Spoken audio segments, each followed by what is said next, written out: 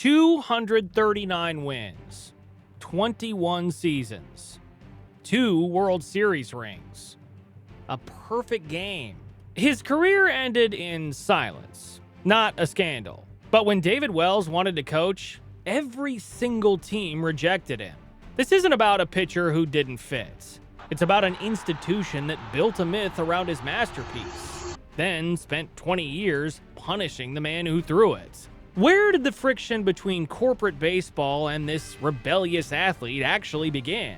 It started on the rough streets of Ocean Beach, San Diego, where David Lee Wells grew up. Raised entirely by his mother, Eugenia Attitude Annie Wells, a fierce woman who ran with the Hells Angels Motorcycle Club, his childhood was anything but typical.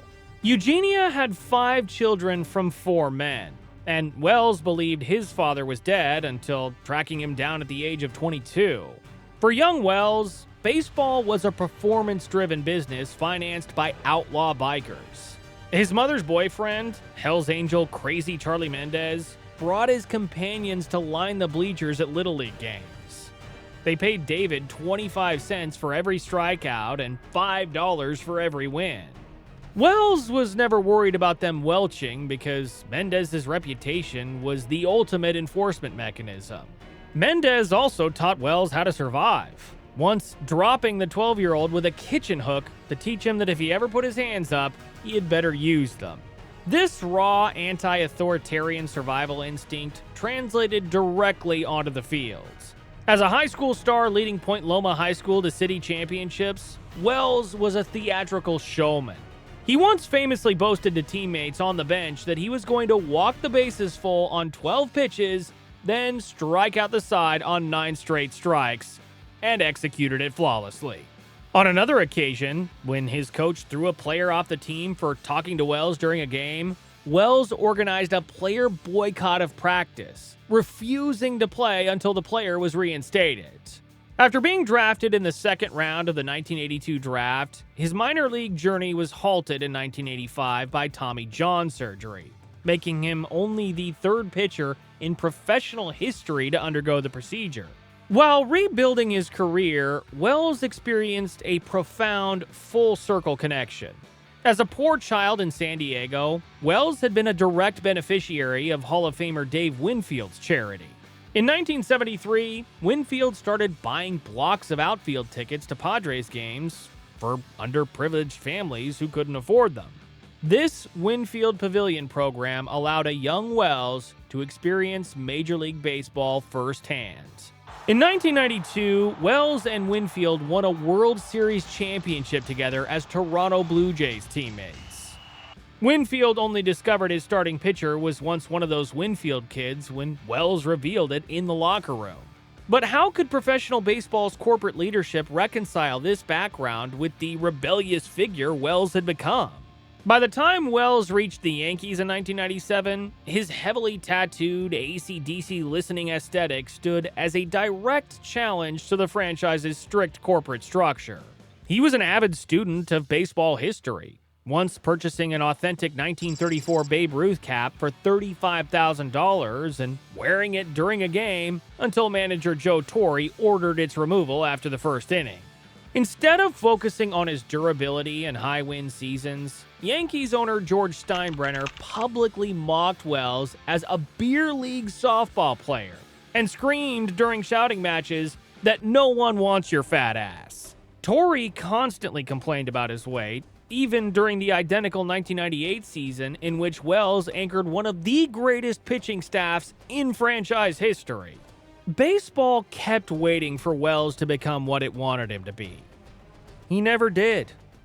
Instead, on May 17, 1998, he went out and did something only 14 people in the entire history of the sport had ever done.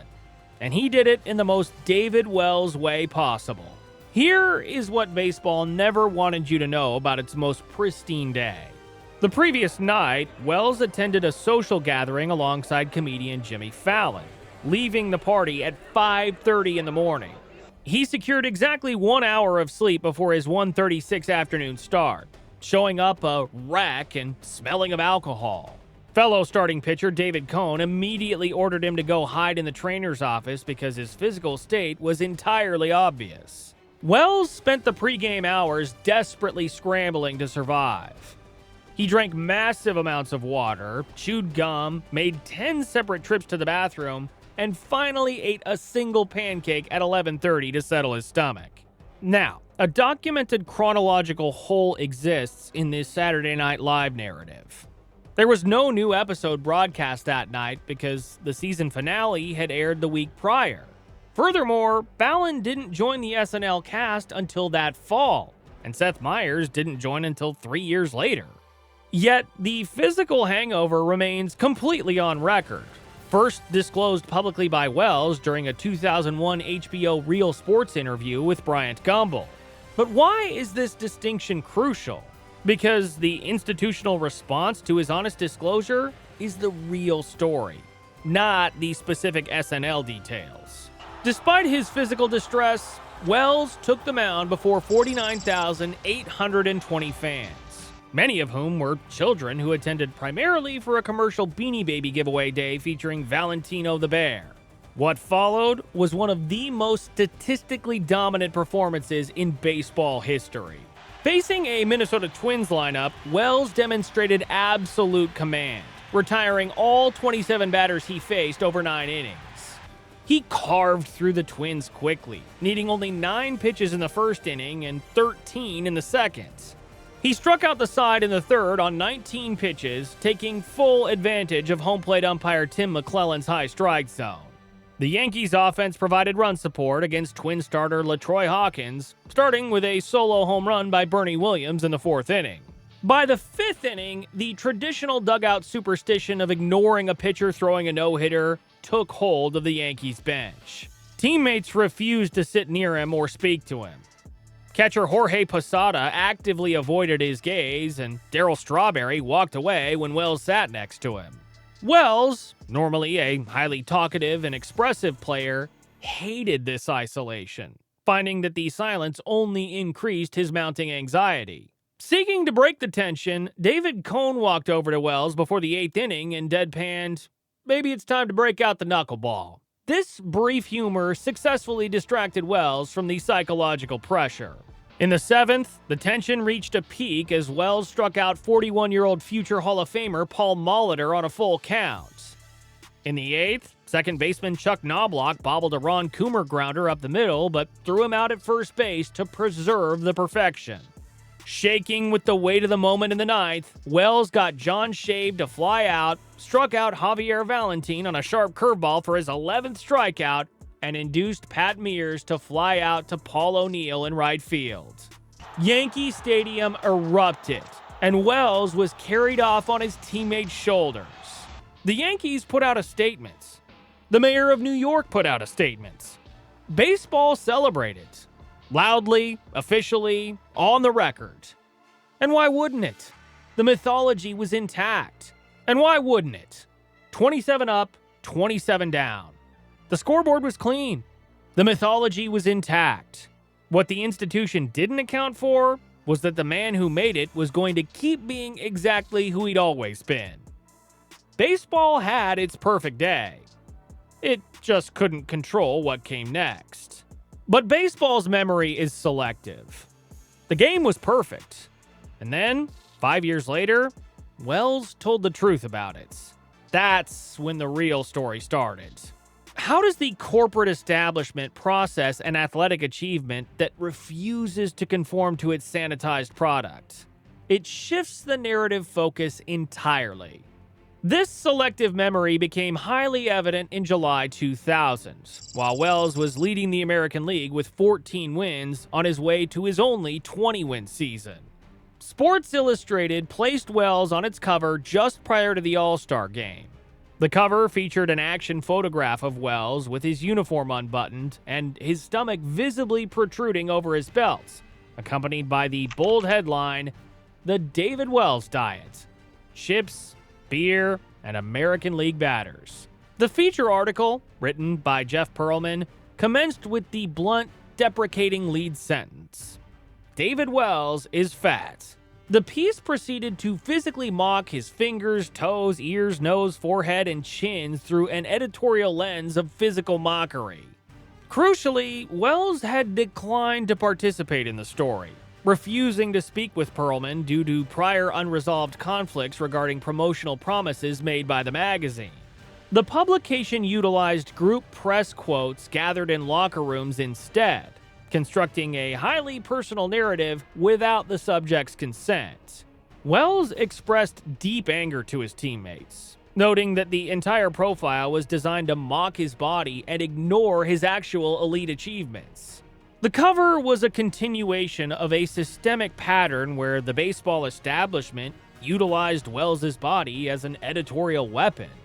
Throughout his career, his physical conditioning was consistently prioritized over his elite durability and ability to pitch into his mid-40s. By framing his success as an athletic anomaly driven by a beer league diet, the institutional narrative reinforced a specific message. Wells did not look like the corporate product Major League Baseball wished to project to the public. Perfect games exist as mythological events that require a sanitized protagonist, an elite, focused craftsman whose preparation matches the pristine nature of the results. The institution eagerly commodified the performance of May 17, 1998, but struggled to accommodate a creator who remained completely unrepentant about his human flaws. What occurs when an athlete decides to put the unvarnished truth in permanent print? The corporate backlash is immediate and severe. In March 2003, Wells released his autobiography, titled Perfect I'm Not. Boomer on beers, brawls, backaches, and baseball. The text put his prior oral accounts into a permanent print record, describing pitching his perfect game, half-drunk, with bloodshot eyes, monster breath, and a raging, skull-rattling hangover. He also discussed locker room culture, estimating that 25 to 40% of Major League players utilized steroids. The response from the baseball establishment was swift and financially punitive. The Yankees fined Wells $100,000, asserting that the disclosures tarnished the team's historical image. General Manager Brian Cashman stated they had a sacred tradition to protect, even though the franchise had benefited most from the perfect game. Furthermore, Commissioner Bud Selig expressed deep institutional anger, scheduling a meeting to address the book. The corporate mythology had to be protected. The person who created it did not. This lockout persisted after Wells retired in 2007. Wells spent 9 seasons trying to get a major league coaching job, but every single team said no. Systematically shut out while lesser peers walked into front offices, he returned to Point Loma High School as head coach on a field named in his honor. The kid who entered Padres games through Dave Winfield's charitable pavilion tickets won a World Series alongside Winfield, threw a historic perfect game for the Yankees, and was ultimately locked out by the corporate business that built its myth on his back. The sport wanted perfection, but they couldn't tolerate his humanity. Baseball got the perfect game. The scoreboard still says 27 up, 27 down, and the pristine mythology remains completely intact. What the baseball establishment could never tolerate was the actual human being who made it. Someone real, honest, and entirely unwilling to pretend that day was anything other than what it was.